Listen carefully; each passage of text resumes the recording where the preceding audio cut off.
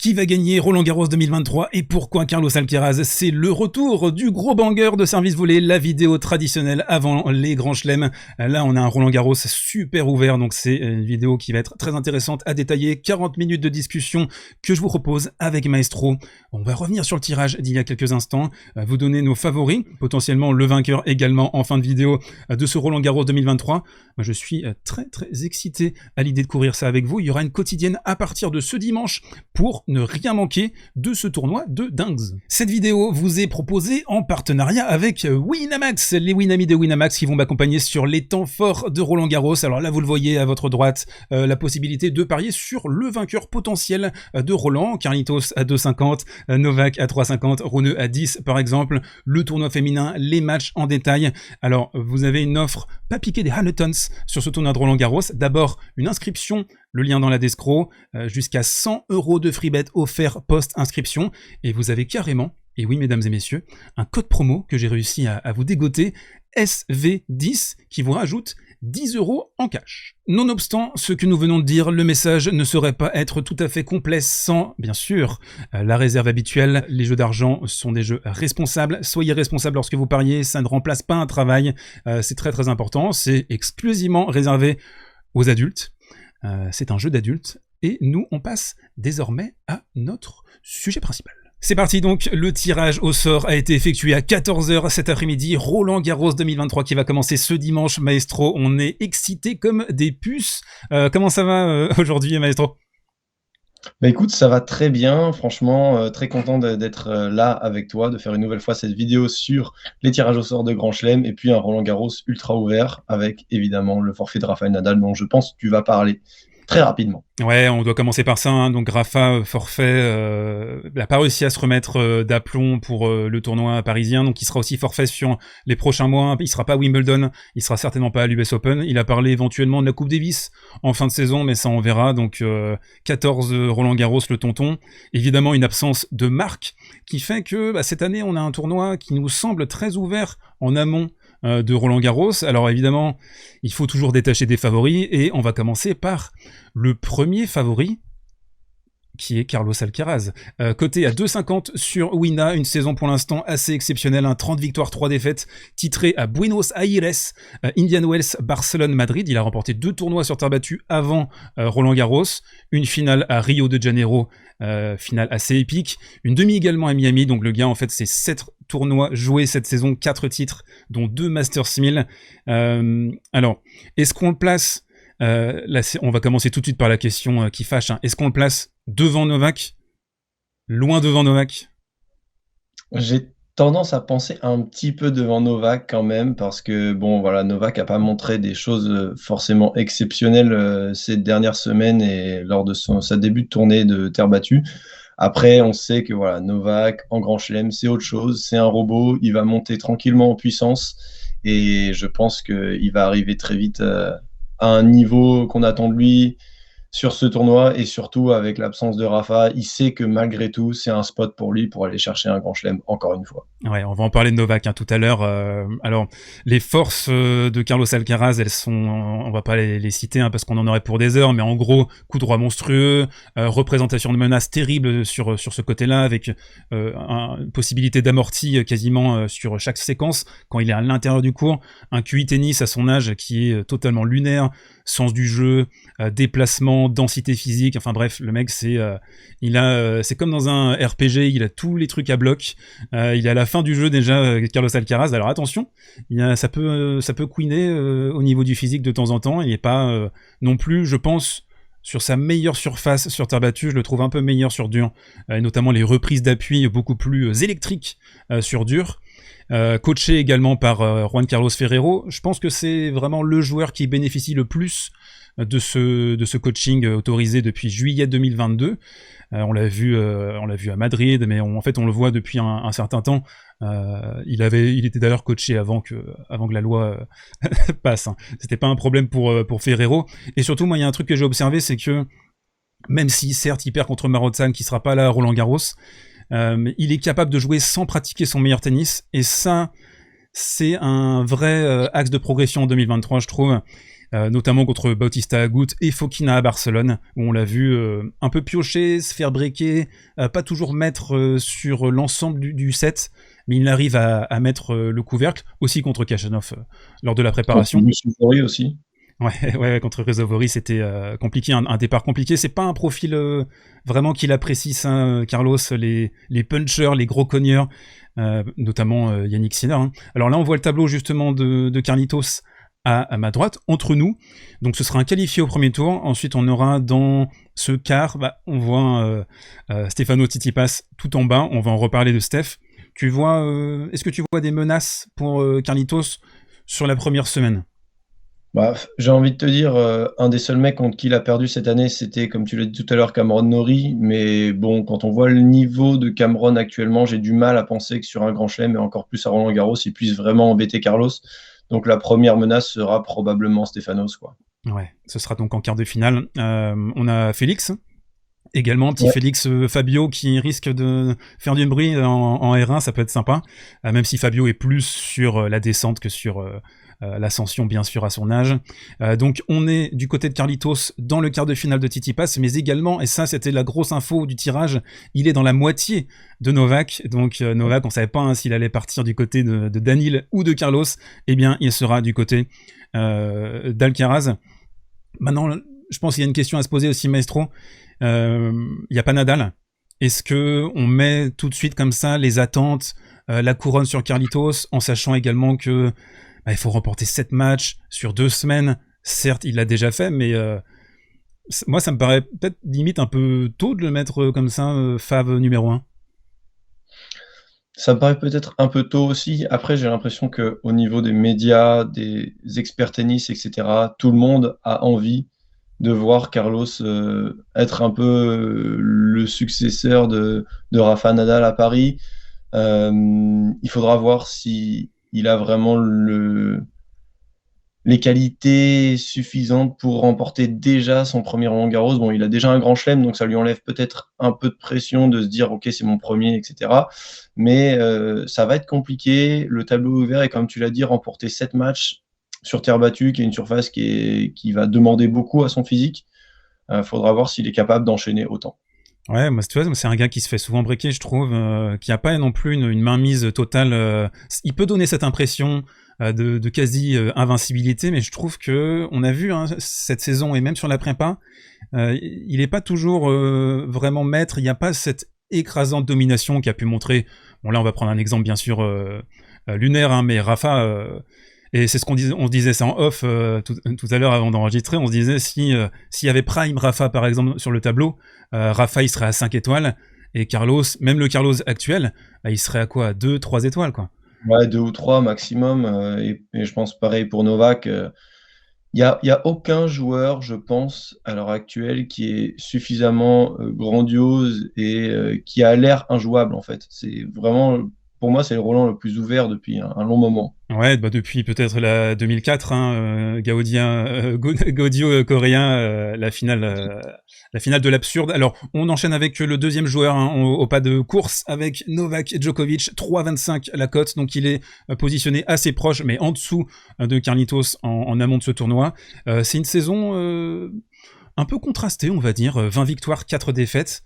Il a remporté le tournoi le plus important depuis le début de la saison, c'était l'Open d'Australie, son 10e. Un peu la rage au ventre, on sentait qu'il avait envie de solder un peu les comptes de ce qui s'était passé la saison précédente. Tu le disais il y a quelques minutes, et c'est très juste, Maestro, c'est peut-être pour lui la dernière vraie chance de remporter Roland-Garros à 36 ans. Probablement. Après, on ne sait pas ce qu'il en sera l'année prochaine parce qu'il est encore, pour l'instant, il montre pas de signes vraiment apparents de grosses faiblesses lors des grands chelems. On l'a vu une nouvelle fois lors de l'Open d'Australie. Après, on est en 2023, il a 36 ans. 2024, il en aura 37. Ça va commencer à se compliquer. Et puis, la jeune génération arrive. Carlitos, avec un an de plus, je pense que ça peut être une machine de guerre, honnêtement. Donc, ouais, c'est sa dernière. Enfin, pour moi, c'est une de ses dernières vraies grosses chances. Et on reverra peut-être pas Djoko quasiment favori dans Roland-Garros, quoi. On est obligé de parler de la préparation aussi, qui n'a pas été vraiment calme, de tout repos. Il y a eu la coudière C'est déjà le coude qui lui avait posé problème par le passé en 2017. Il s'était fait opérer en février 2018. Moi j'ai trouvé sur la prépa, il a pas vraiment réussi à activer son coup droit qui avait été l'une des grandes forces à l'Open d'Australie où il avait vraiment pu asseoir son jeu offensif. Il a pris aussi du haut du corps Novak, hein. Il a pris 2-3 kilos quand tu compares avec 2017 où il mangeait des graines avec Pepe Imaz et maintenant il y a un delta physique assez énorme. Donc là actuellement il est dans la recherche comme Rafa en 2019 quand il revient de ce combo service coup droit. Et c'est pas quelque chose qu'il a réussi à trouver pour différentes raisons sur cette préparation terre battue. La qualité de déplacement, même si elle est en légère baisse par rapport à son ultra prime, bien sûr, il a 36 ans, ça reste quand même niveau élite, hein, on peut pas dire le contraire, c'est ce que tu dis, Maestro, même si, certes, on a des petits indices d'un déclin, il est encore, bien sûr, le patron ou le copatron du circuit, bien sûr, Novak. L'idée aussi, c'est qu'il n'y a pas beaucoup de références depuis janvier, hein, quand tu regardes sa saison.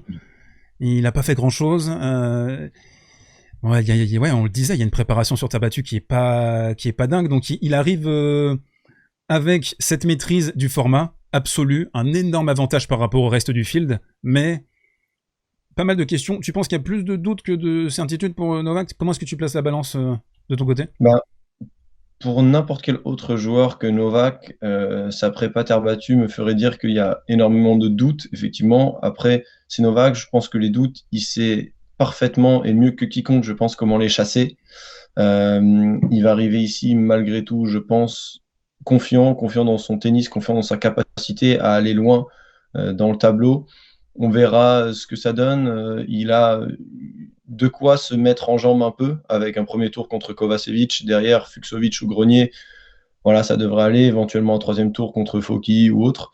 Mais voilà, il a cette possibilité de se mettre en jambe un peu tranquillement face à des joueurs qui sont supposés être bien inférieurs à lui. Il faudra, comme tu dis, qu'il arrive à trouver ce combo service coup droit et surtout, je pense, moi j'ai l'impression que ses amortis fonctionnent un peu moins bien et qu'il a un peu moins de réussite cette année.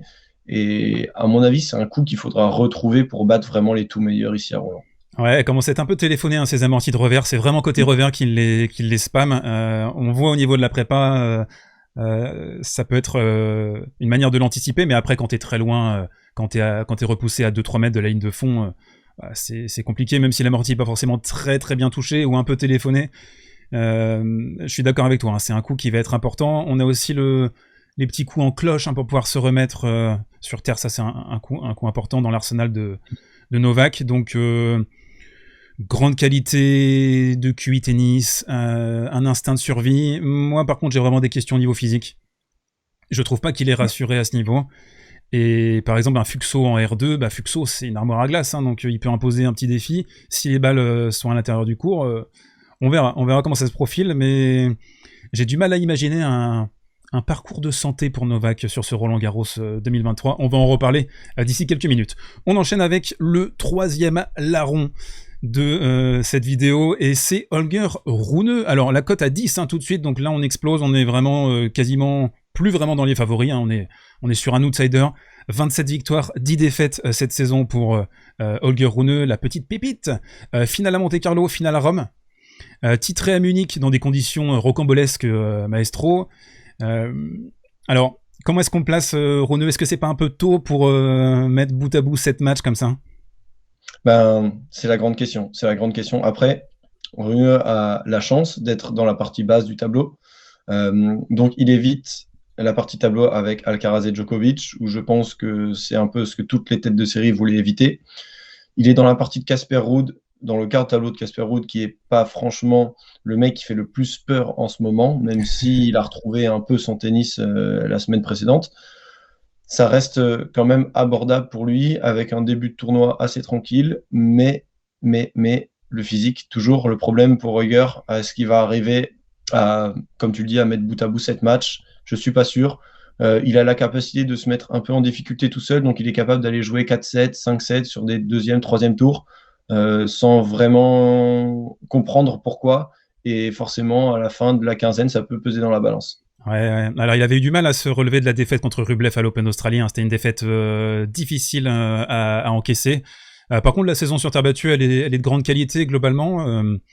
Il a des armes qui sont évidentes sur cette surface, beaucoup de puissance, il dégage un truc presque animal, ce joueur, même s'il peut avoir tendance à tituber un peu, et on se demande s'il n'est pas en train de décéder sur le court carrément.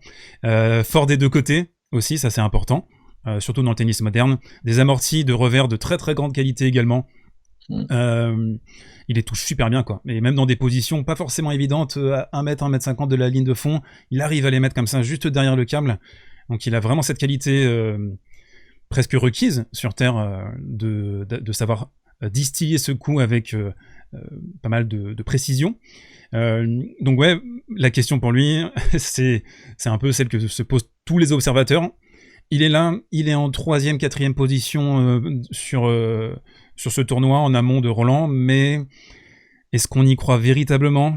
Moi j'ai trouvé que ces 2 finales à Monte-Carlo et à Rome, elles ont un peu montré les mêmes défauts, les mêmes failles. Il arrive un peu carbonisé.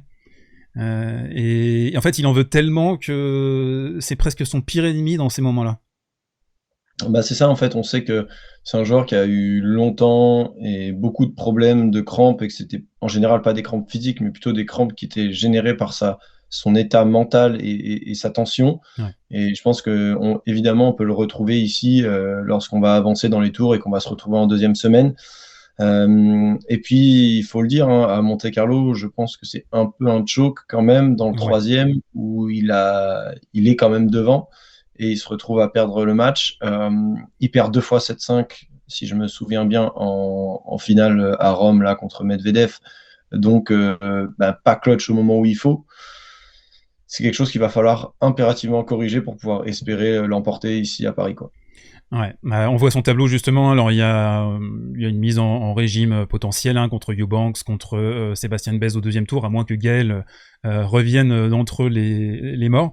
Il va pouvoir avancer, c'est un quart de tableau à sa main, je dirais. C'est le meilleur joueur du quart. Même s'il y a Casper Ruud en bas, il faudra voir. Et on ne demande qu'à retrouver un match entre les deux zozos, justement. Le 4e joueur, et pas des moindres, dans cette liste, c'est Daniil Medvedev. 39 victoires, 5 défaites cette saison. Il nous a sorti une saison depuis l'Open d'Australie, le tonton.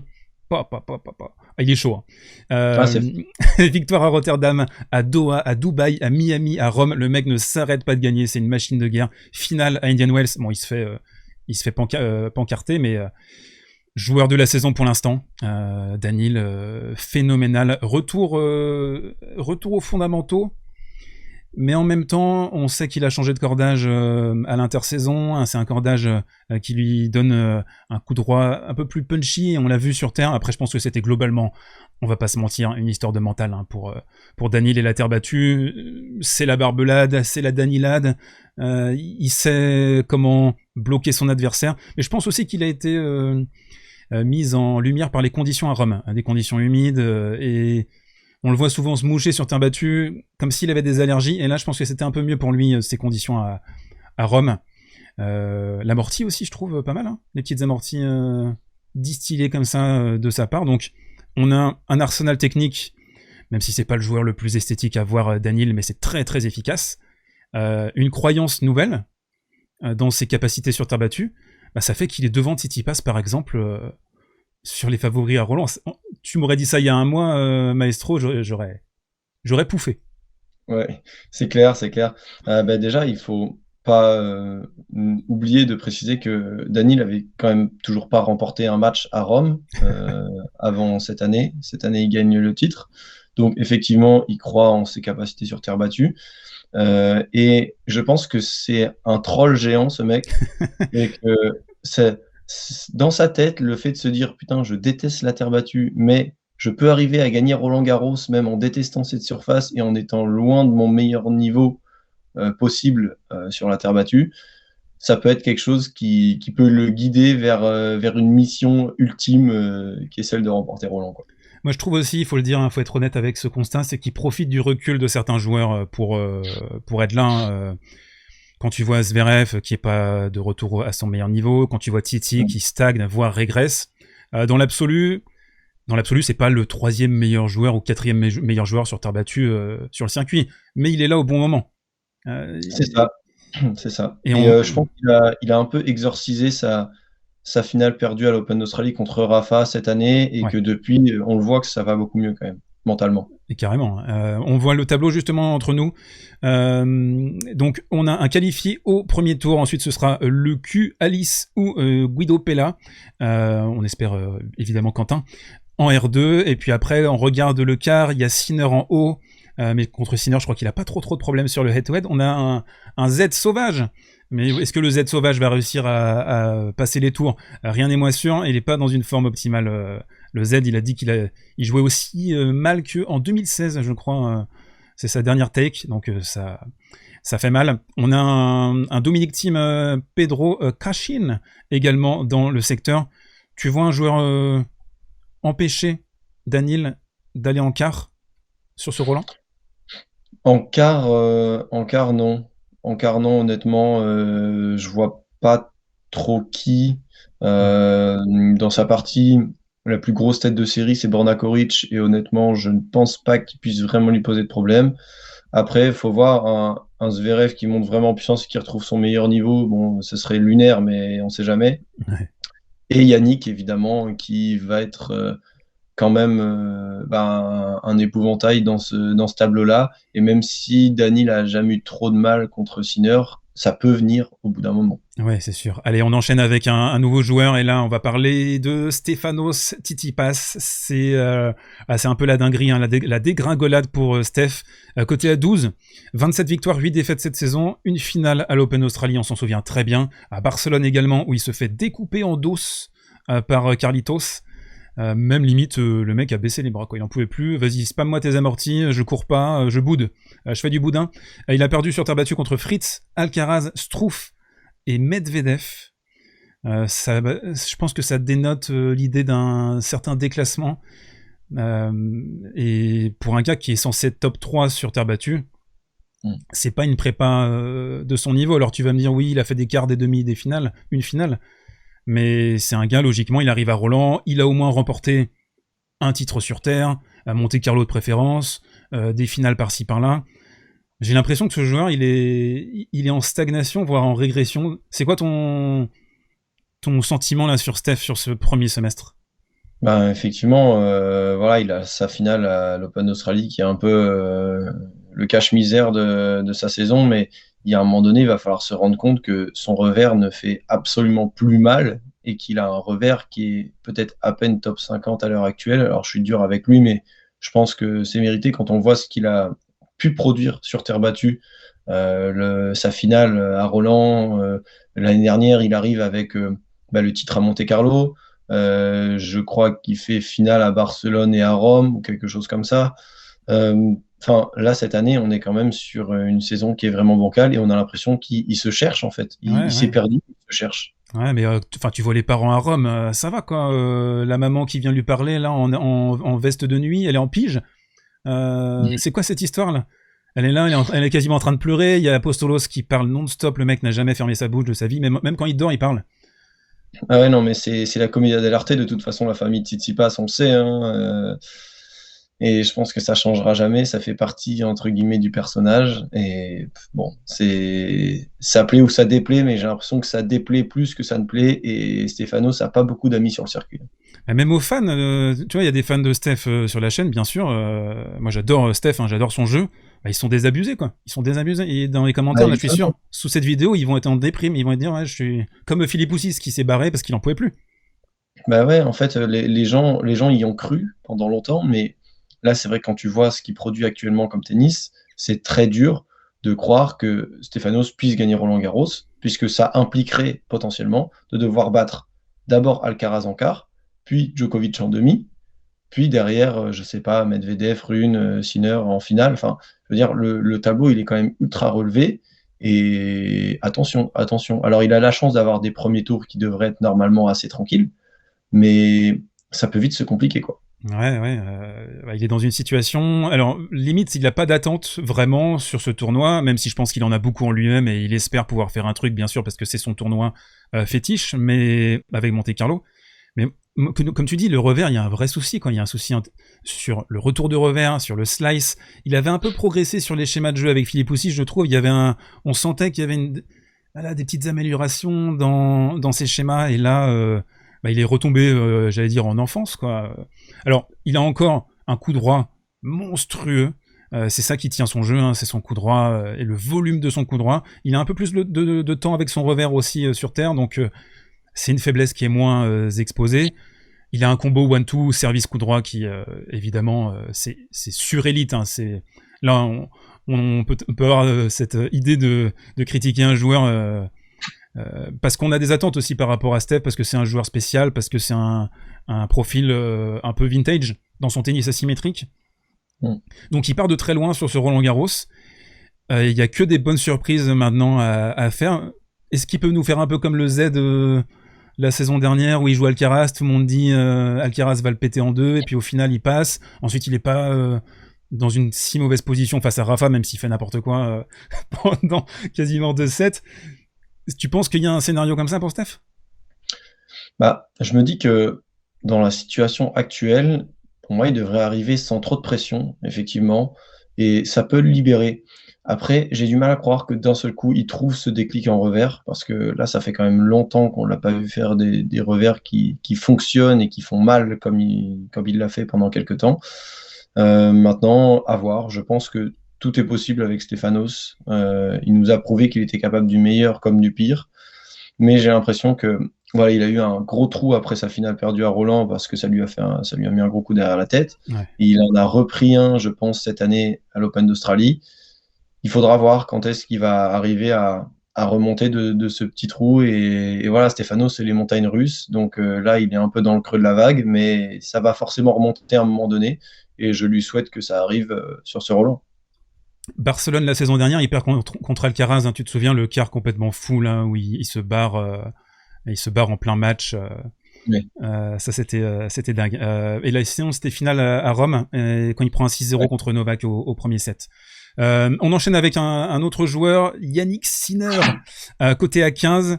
28 victoires, 7 défaites depuis le début de la saison. Un titre à Montpellier, finale à Rotterdam et à Miami, 2 fois battu par Medvedev. Surclassé, je trouve, tactiquement à Miami. Alors, il perd un match énorme, l'un des matchs de la saison. Il est souvent dans les matchs de la saison, Sinner. Contre Rune à Monte-Carlo, la demi épique de chez Epic avec un public en délire. Rune qui fait tout et son contraire. Il a été malade à Barcelone. Il joue pas contre Musetti. Et le match contre Cerundolo à Rome, inquiétant. Hein. Et surtout ce qu'il a dit ensuite, il a dit physiquement... j'ai des chutes parfois et on n'arrive pas encore à trouver la solution. Donc... super joueur, des qualités tennistiques évidentes, mais c'est un peu comme Rune, mais en démultiplié, c'est que physiquement, il y a vraiment des questions, quoi. Tu le situes comment, toi, Sinner ? Je me dis que le fait d'avoir joué pas trop tard à Rome et d'avoir eu ce repos, ça peut peut-être lui faire beaucoup de bien. J'ai l'impression que c'est un joueur qui a pour l'instant encore un peu de mal à maîtriser son corps et les capacités de son corps. Et je pense que c'est un peu le problème numéro 1 parce que il a souvent été gêné par les blessures. C'est un joueur qui veut beaucoup jouer, qui demande beaucoup à son corps par rapport à son tennis. Et c'est ça qui lui pose un peu problème. Alors, on verra ce que ça peut donner. En général, en Grand Chelem, il a tendance à être quand même bien performant. J'en attends beaucoup de lui, honnêtement. Je pense qu'il est capable de faire une demi, voire mieux sur ce Roland-Garros. Mais il faudra être capable d'enchaîner les 6 ou 7 matchs qu'il faudra pour aller jusqu'en finale. Ouais, c'est très très juste ce que tu dis. Il a un tennis qui exige de son corps quelque chose que son corps n'arrive pas à produire sur le long terme. En fait, il a un peu un tennis à la Novak sur les défenses en extension. On sent que c'est un peu l'école Novak, mais il a pas... Alors, il a pris un peu d'épaisseur. C'est un travail qui a été effectué. Mais peut-être qu'il y a quelque chose au niveau de l'alimentation pour avoir comme ça des moments de flou à voir. Il faut aller jusqu'au bout, hein, Yannick, hein, il faut arrêter le gluten, il faut se mettre aux graines. On voit le tableau justement, on a Alexandre Muller en R1, après dans ce quart, il est dans le quart de Daniil justement, on en a déjà un petit peu parlé hein, de ce quart. Comment est-ce qu'on le voit ? On voit un match entre le Z et Sinner ? Bah, j'ai envie de dire que tout fan de tennis a envie de voir un Prime Yannick contre un Prime Zverev en huitième. Ce serait exceptionnel.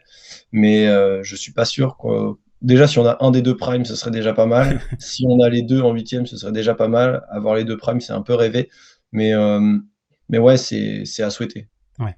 Un nouveau joueur dans ces outsiders, maintenant on est vraiment dans les outsiders, Casper Ruud, le finaliste en titre qui avait fait un match l'année dernière en finale contre Rafa. Il avait pas du tout regardé jouer, hein, Rafa.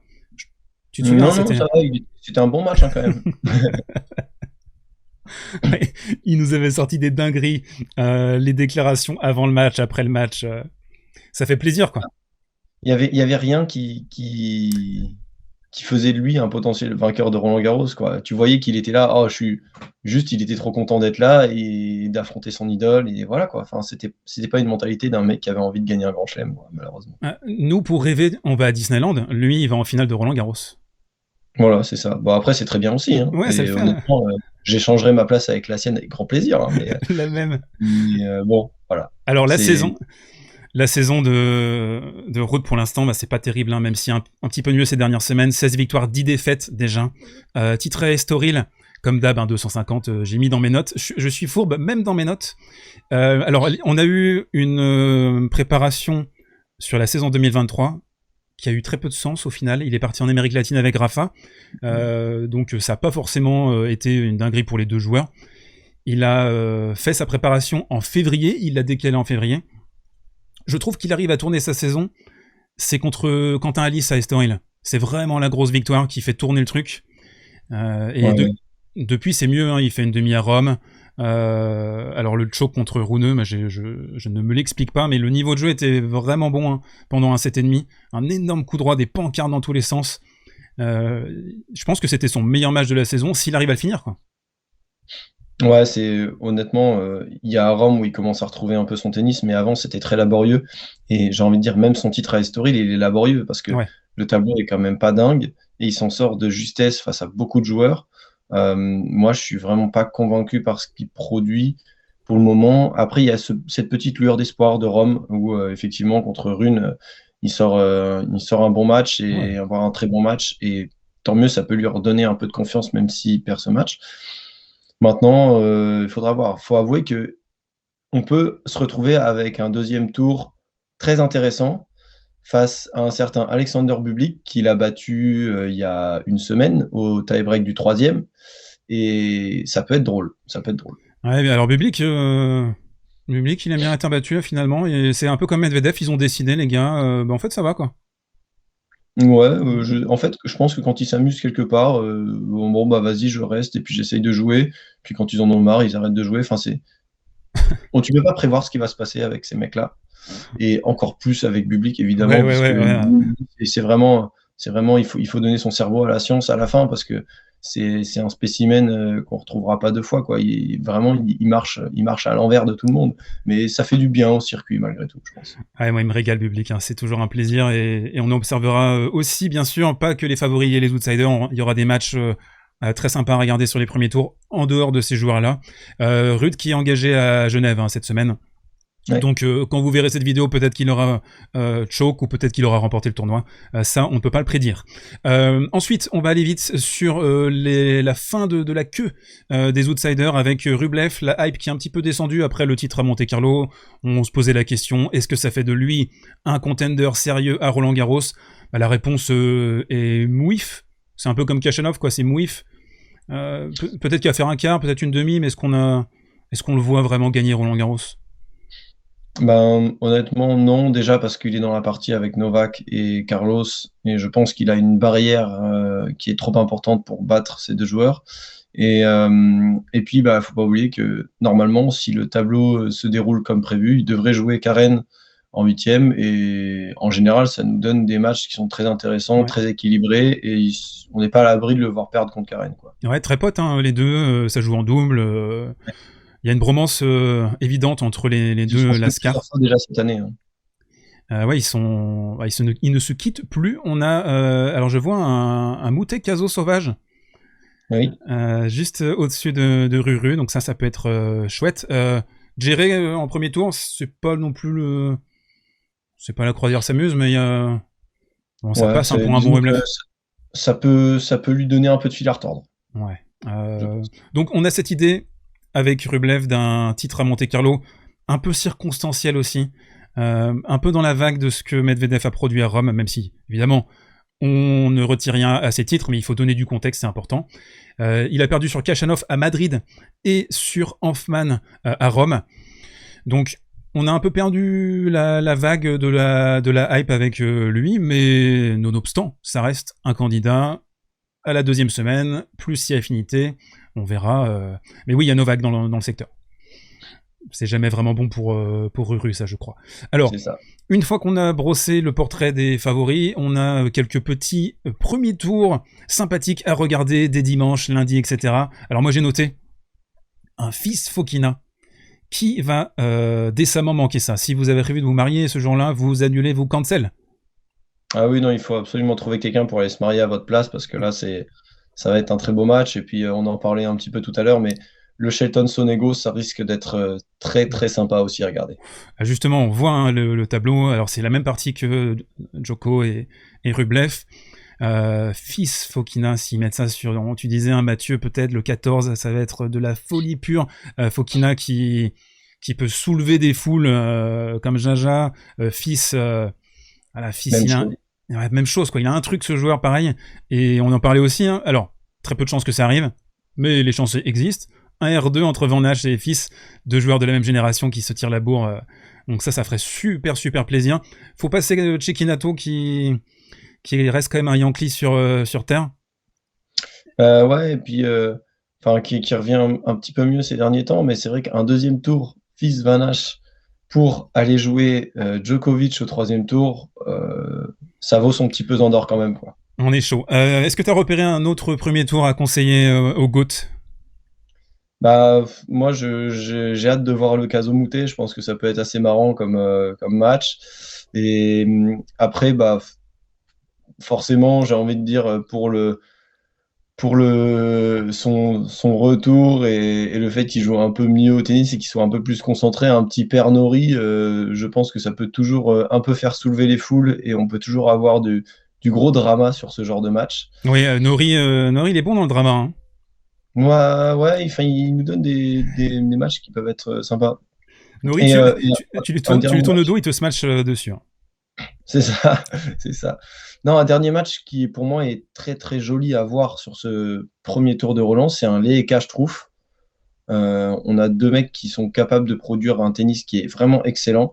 Et pour moi, c'est pas loin d'être la meilleure affiche quasiment avec Fils Foki de ce premier tour. Yes. Ça se passe dans le troisième quart de tableau. Je le mets à l'image justement avec VDZ dans le secteur et Tommy Paul aussi dans ce quart-là. Alors maintenant qu'on a brossé tout ça, c'est l'heure désormais de se mouiller et ça on n'en a pas parlé en off, donc on va découvrir notre pronostic chacun de notre côté. Maestro, l'heure est très solennelle, il n'y aura pas de musique ni de roulement de tambour, mais qui vois-tu remporter Roland Garros 2023 chez les hommes? Allez, je vais tenter une surprise quand même si il fait partie des entre guillemets favoris. On va dire Holger Rune, puisque j'ai pas envie de rester dans le classique Alcaraz ou Djokovic, j'ai envie de me mouiller un peu, donc on va dire Holger. C'est une dinguerie, ça. C'est une dinguerie. Ah ouais, mais bon, il faut essayer, il faut tenter des choses. Écoute, on essaye de sortir un peu des sentiers battus. Alors moi, je vais dire deux choses. La première, je vais faire ma petite poule mouillée. Je vais partir sur Carlos Alcaraz, vainqueur de Roland Garros, son premier Roland en carrière, avec le passage de témoin Rafa et Carlitos. Mais j'ai aussi un truc à dire sur Novak. J'ai du mal à le voir gagner ce tournoi. Je sais pas. Pour moi, il est deuxième fave, mais s'il gagne ce tournoi, comment il fait? Tout est possible. Tout est possible. Tout est possible avec ces deux monstres que sont Rafa et Djoko. Et puis, il faut pas oublier qu'il y a peut-être une petite course au Grand Chelem qui est encore d'actualité. Ouais, et puis s'il remporte Roland, il gagnerait au moins 3 fois chaque Grand Chelem, donc c'est immense. Mais je sais pas, j'ai l'impression que les voyants sont vraiment à l'orange vif au niveau physique. Là, je serais très surpris s'il remportait Roland, même s'il est deuxième favori. C'est un peu ma Après, position. le truc, c'est que des voyants orange pour des joueurs, on en a pour Novak, on Ouais. en a pour Carlos, on en a pour Rune, on en a pour Sinner. Il y a beaucoup de monde avec des petits voyants physiques quand même, hein. Ouais, ouais, ouais. Bon, on espère que cette vidéo pronostic vous a plu. Maestro, on te retrouve sur Twinner Time, émission d'anthologie. Vous êtes au taquet, hein, les gars. Donc, vous avez le lien dans la description pour retrouver Maestro sur Twitter, sur Twinner Time. Si vous avez aimé cette vidéo, n'hésitez pas à la pousser, la partager, à vous abonner. On sera en quotidienne à Roland-Garros. Ça va être une folie pure. Donc, abonnez-vous, lâchez des cloches. Donnez-moi vos pronostics également dans les commentaires. Et on se retrouve dès dimanche soir pour le premier digest de Roland-Garros. Merci pour ta dispo, Maestro. Ben avec plaisir. Écoute, toujours très content de faire ces petites vidéos révélations de tableau avec toi. Et puis on se retrouve à Roland-Garros. Ciao, Maestro. Ciao à tous. La bise.